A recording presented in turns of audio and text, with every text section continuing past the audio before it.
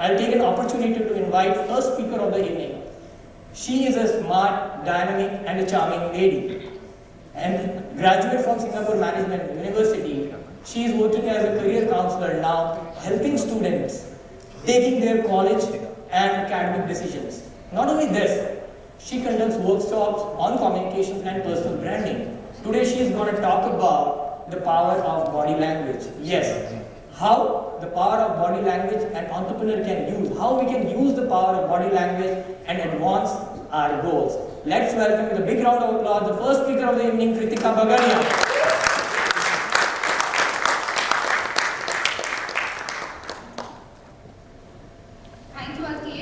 Introduction and good evening everyone. I'm really excited to be here today talking to all of you. Let me start with a quick exercise. I'm going to blow up two pictures on the screen here and I'm going to ask you all to share some words, some thoughts that are coming to your mind when you take a look at these pictures. Can we do that? Yeah. Any thoughts, any words that are coming to everyone's minds? Yeah? She's having pain in her left wrist. Okay, some pain in her left wrist maybe. Anyone else?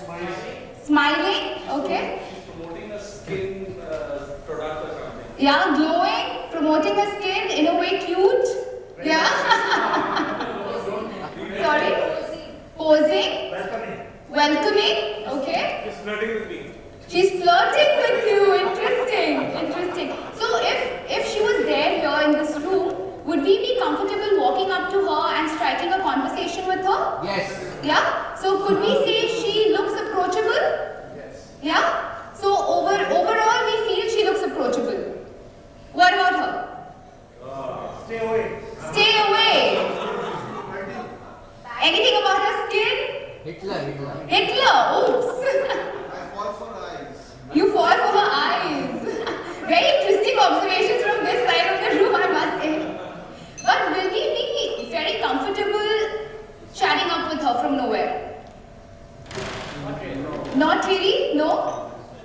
So, But a challenge for sure. challenge for sure, right? So, is it safe to say that the lady with the slight pain in her wrist looks more approachable than the other lady? Covered by has fallen for the other one. But overall, guys, lady in the t-shirt looks slightly more approachable, a little more positive than the second one. What's interesting to note here is that none of us in the room have ever met these two girls, but we have all immediately made some opinion, some impressions of them, right?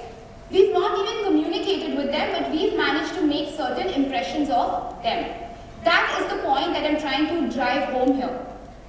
Let me take you back in time to the year 1960 when not everyone had televisions in their homes. I'm talking about the US debate, the presidential debate in the US between Kennedy and Nixon. Because everyone did not have TVs in their homes, half the citizens watched the debate on TV and the other half listened to it on radio. What happened was extremely interesting. It left the nation divided. I'm going to play a few seconds of that same debate here and we'll have a discussion after that on that. Good evening. The television and radio stations of the United States and their affiliated stations are proud to provide facilities for a discussion of issues in the current political campaign by the two major candidates for the presidency. The candidates need no introduction. The Republican candidate, Vice President Richard M. Nixon, and the Democratic candidate, Senator John F. Kennedy. According to... Like I said, people who watched the debate voted for candidate A. Who do we think is candidate A in this situation? Nixon or Kennedy? Okay, can I have a raise of hands for those who think Kennedy was voted for by the people who watched the debate? Okay, and can I have a show of hands for people who thought that Nixon was voted for?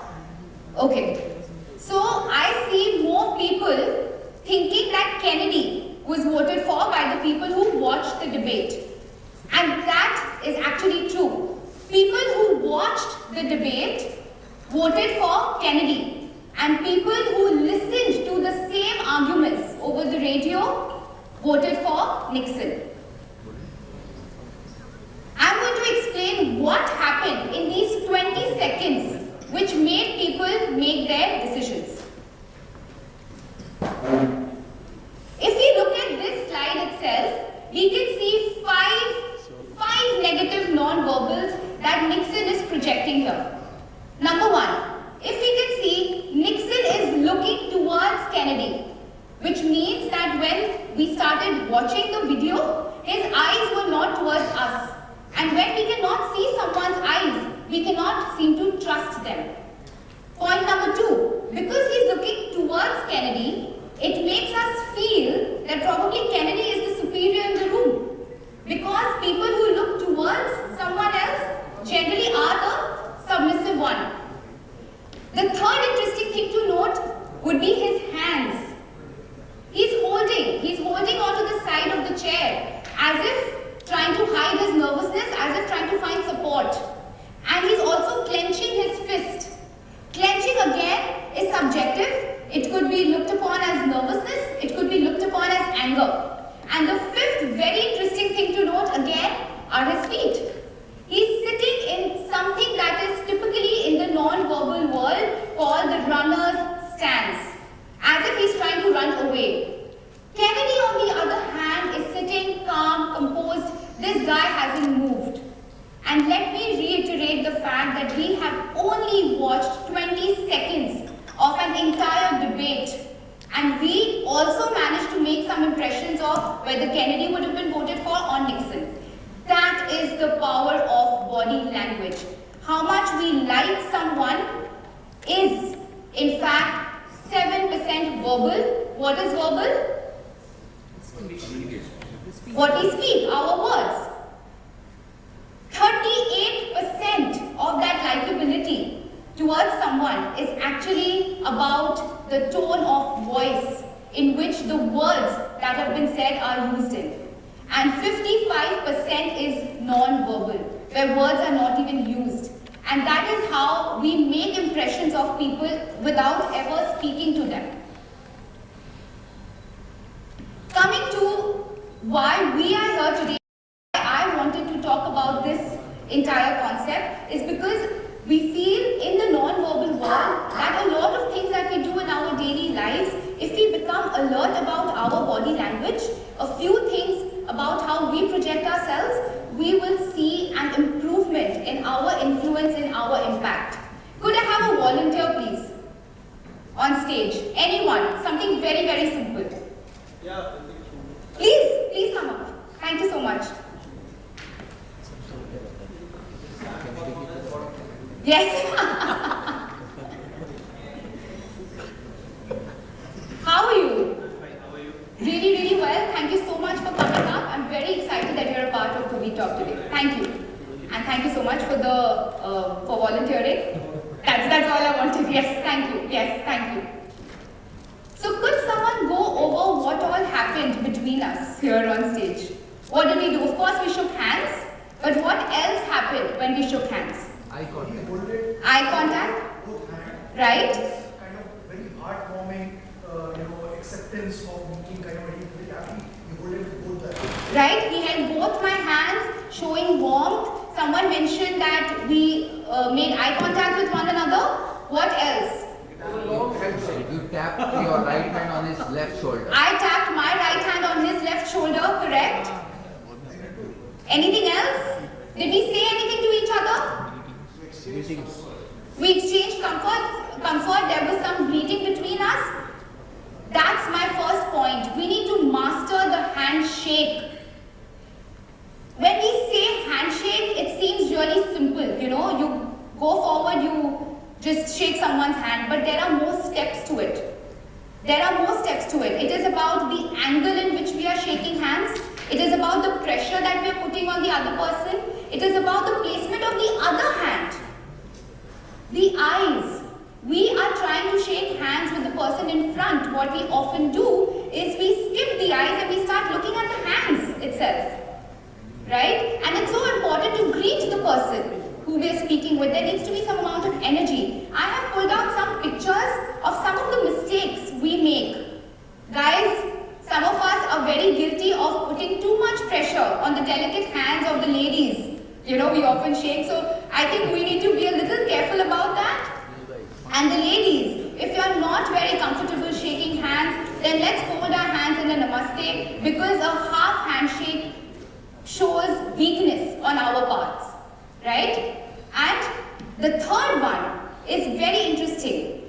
It is where one hand is above the other person's hand to show supremacy. It's as if I am dominating the other one. So these are things we should not do. And what we should do are the things at the bottom, where it's a 90-degree, firm, comfortable handshake. Sometimes warmth when the person, is putting the other hand on top. I'll show another slide where it could actually be a kind of power exchange. And the third where again it's about comfort, encouragement, friendliness. Yes. All three are okay. I mean, technically the first one is always the safest to go for. The other two are very context dependent. If I'm meeting someone for the first time, I don't know them. I don't know if I can be too friendly and tap the other person's hand from top, or if I can tap them on the shoulder or the arm. It is very context dependent. If I'm going to meet my principal in school and my principal shakes hands like, in the second case or in the third case, it's obviously different. There's a lot of warmth, there's a lot of encouragement there. So the second and the third are very context dependent. The first is the safest to go for, where it's a 90-degree, strong, firm, warm handshake. Moving to the next slide, these are pictures I have pulled out of the Instagram pages of Modi and Trump. What's very interesting to note here is the hand. Is again the hands. In Modi's page, Modi's hand is above Trump's, and on Trump's page, Trump's hand is above Modi. It is from the same meeting, where both the political leaders have put pictures on their respective pages with their hands being above the other ones. This is typical power dynamics between political leaders. I'll be very happy to share some very interesting analysis of handshakes and general non-verbal between leaders, from different countries when they meet. It's so interesting. It's the same meeting and they have put up different angles of the same meeting. Moving to point number 2, which is the fact that we need to claim our territory. If we don't claim our territory, then who will? Just look at the picture that I have crossed out. Sometimes we are guilty of standing too closed.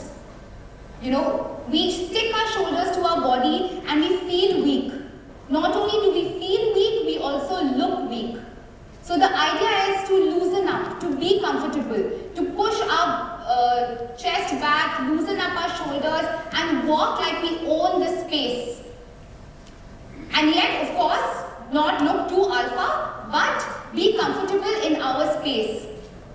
And this is in nature. It is in nature. We are not taught. Any moment that we are happy, we've won something, we're really excited, our hands naturally flap open. No one has taught us to do that. A baby does it, a winner does it. Obama's claiming territory is actually called the Obama hug. He used to speak and address his audience in a way that it used to make people feel like he's hugging them virtually. It's very important to feel our space, be expansive, open up our arms and be comfortable and claim our territory. That is how we look confident, we look comfortable in our skin. Point number 3, we need to use our hands.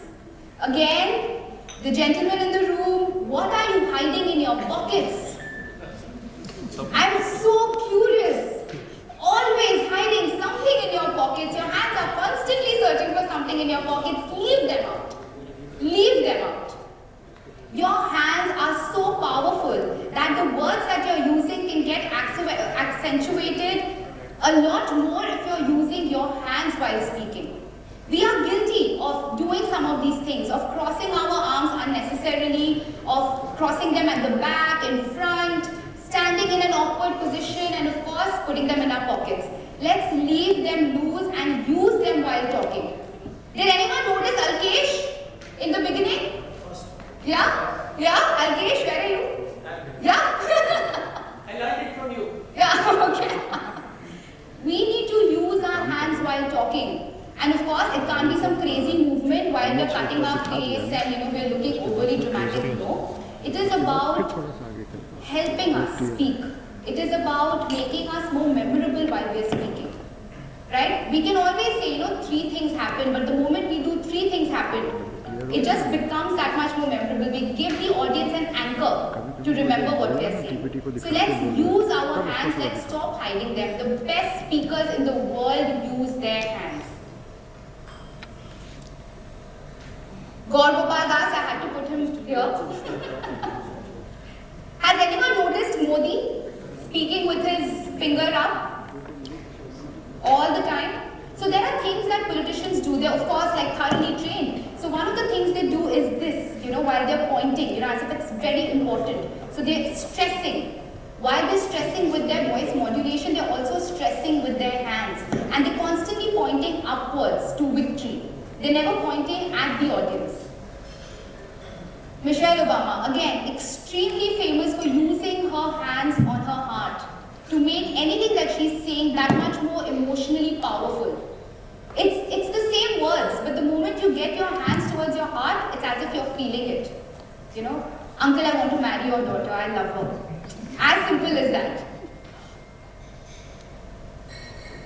We need to minimize negative cues that we are unknowingly giving out to our audience. Again, ladies, I know we love our bags, but let's leave them hanging on the side. Let's not cover our body with these bags. Our folders, let's hold them on the side. We need to be as transparent as possible to our audience, to the people we're speaking to. Let's stop hiding and covering ourselves with objects unnecessarily. If we're meeting someone for the first time, ditch that chair, ditch that table, come in front and talk. We need to look available. We need to be as transparent as possible. If we are constantly immersed in our phones texting while we're standing in a networking event, how do we look available for conversation? We need to ditch that phone. We need to stop being nervous, or even if we're nervous, we need to not let it show, where we start biting our lips or it shows in our neck. We need to minimize the negative cues that we're giving out. Do you agree? I see a slight smile on your face. Yeah. So we need to just become alert of ourselves and see how we can minimize these negative cues. And last but not the least, we need to walk the talk. We need to be, it's somewhat like claiming our territory. We need to stand in a confident posture. These are again some of the mistakes that we end up making without realizing. The runner stance is something we've already discussed, even crossing our legs or getting too comfortable while sitting. So these are just some of the things I wanted to leave you guys with. There are so many more things, that we can delve into about non-verbal, about voice modulation. But these are some of those 5 basic things. If we become aware of our body language, how we are sitting, how we are non-verbally communicating, I'm sure we'll come across as more confident and impactful. Thank you so much.